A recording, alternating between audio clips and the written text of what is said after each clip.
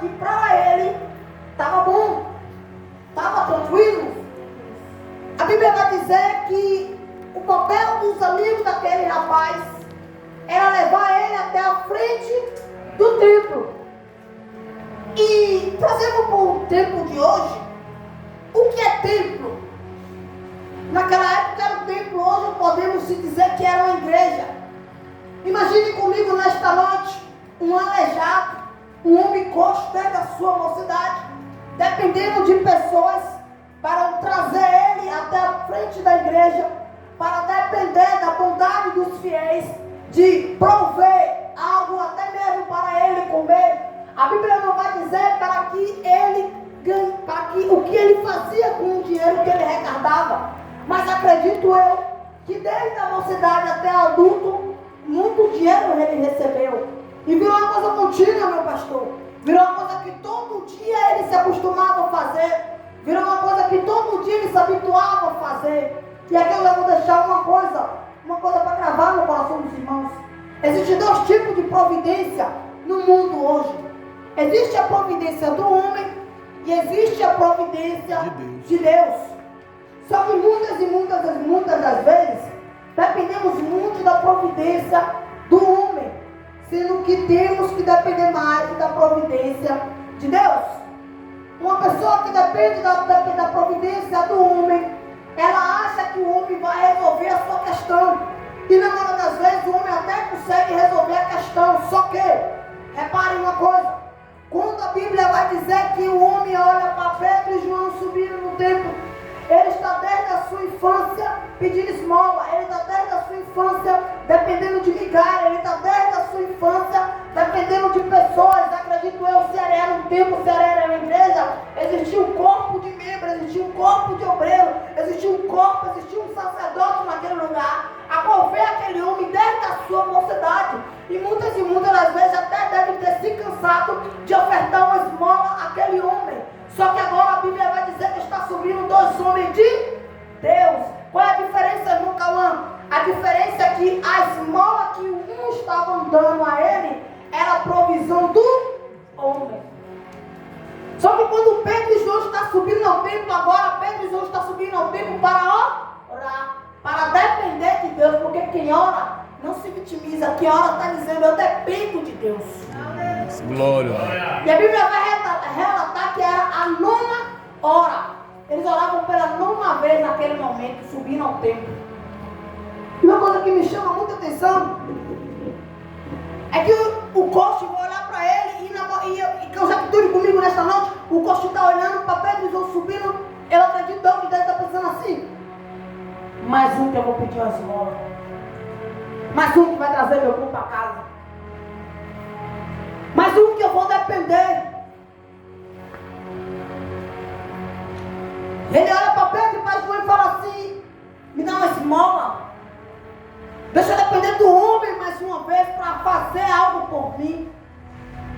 Só que Pedro e João naquele momento estavam cheios do Espírito Santo de Deus. E uma coisa que me chama muita atenção, meu pastor, é que Pedro e João não olham para ele e falam assim: ei, levanta e anda logo, não. Pedro primeiro pede uma coisa a ele. Pedro fala assim: olha para nós. Se ele era Glória a Deus. Ele estava sentado, ajoelhado, não tinha força nas pernas. E naquela época os aleijados, ao pedir uma esmola, eles abaixavam sua cabeça para sinônimo de pena. É verdade. Só que Deus não levanta pessoas que estão de cabeça baixa. Deus não levanta a pessoa que está prostrado ao que ele se acostumou a viver. Não foi Deus que determinou aquela vida para ele. Não foi Deus que determinou a vida que você talvez esteja vivendo para você. Talvez, mas na maioria das vezes, nós mesmos nos habituamos a viver aquilo que para nós achamos suficiente.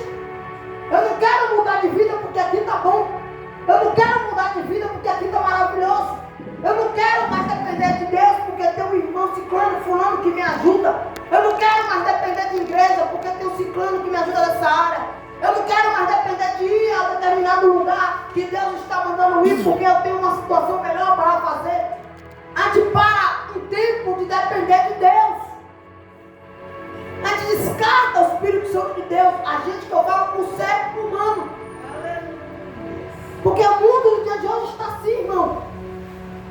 E a primeira coisa que Pedro olha para ele, olha para nós. Glória a Deus. Em outras palavras, ergue a cabeça. Olha para cima. O salmista vai dizer: eleva meus olhos para o monte, de onde virá o meu socorro. O meu socorro vem do Senhor, que fez o céu e a terra. O monte alto ou é baixo? Alto. O monte alto ou é baixo, igreja? Alto. Se o salmista está olhando para o monte, o salmista está olhando para cima. E Pedro fala assim nas palavras: ei, não depende de mim não. Há quanto tempo você vem dependendo do homem para fazer uma coisa por você? Há quanto tempo, muitas e muitas das vezes, você vai dependendo que algo aconteça sobrenatural para você mudar a história que você está vivendo hoje?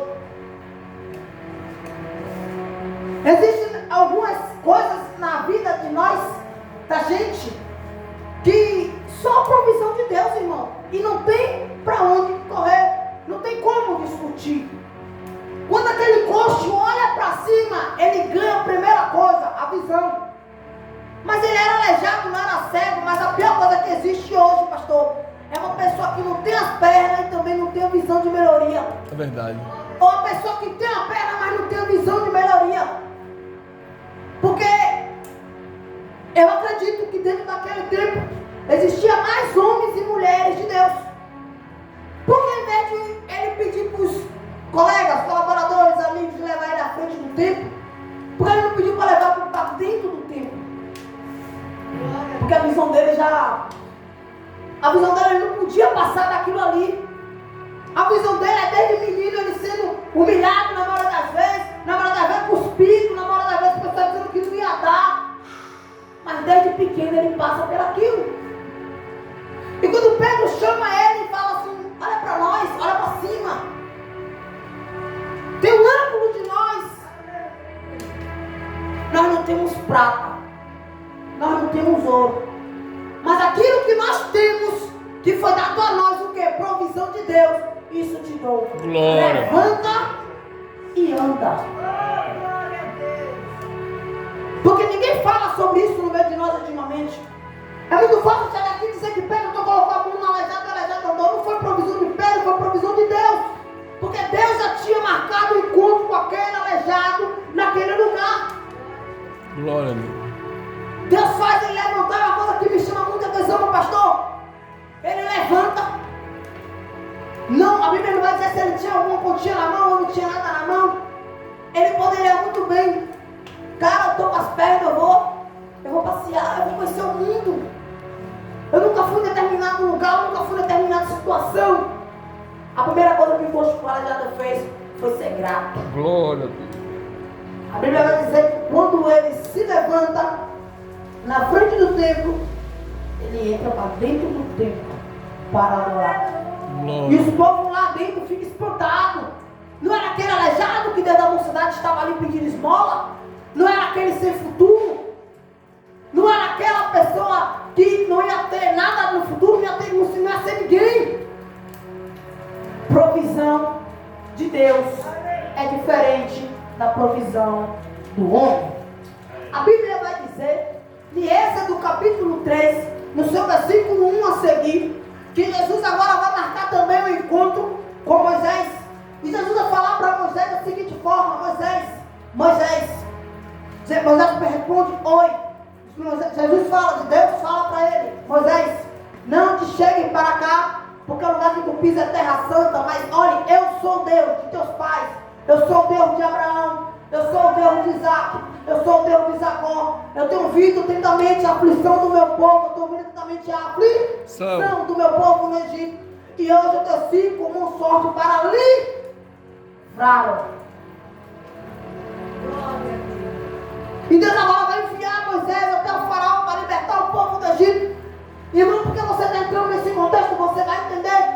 Se é para falar sobre providência, eu vou falar um povo a qual Deus foi mais provisão. Um povo a qual Deus mais mostrou a provisão foi o povo de Israel. A Bíblia vai dizer que a primeira provisão que aparece é tirar o povo da escravidão, é tirar o povo da mão de faraó, é tirar o povo da mermice, é tirar o povo do trabalho fácil. 40 anos. É a primeira provisão de Deus para os filhos de Israel. Deus tira o povo dessa escravidão e leva o povo para o deserto. Mas para aí, a Bíblia vai dizer que Deus tinha prometido para Moisés uma terra que mana leite e mel. Por que agora o povo vai se encontrar em deserto? Porque para antes de Deus prover na sua vida algo que Ele está querendo prover, Ele tem que, na maioria das vezes, tirar a pessoa de perto de você. Ele tem que, na maioria das vezes, lapidar você. Ele tem que, na maioria das vezes, te conduzir de uma forma diferente a qual você ou eu queira andar. Porque não é da forma que eu quero. Porque a provisão não é do homem, a provisão é de Deus. E agora Deus vai fazer um povo que Ele promete, Ele promete entrar na terra que manda leite e mel, caminhar 40 anos sobre o deserto em círculos. Imagina comigo você caminhar pelo mesmo lugar em círculo. Sempre, sempre, sempre. Eu imagino meu pastor, aquele povo apertando Moisés. Moisés não vai chegar não, Moisés. Moisés, você tirou do Egito para morrer, Moisés. Moisés, o que está acontecendo, Moisés? Moisés, fala com Jesus, fala com Deus, Moisés. Imagine, irmãos. Um povo, infelizmente, ingrato. Eu estou falando de um Deus nessa noite todo poderoso. Um Deus que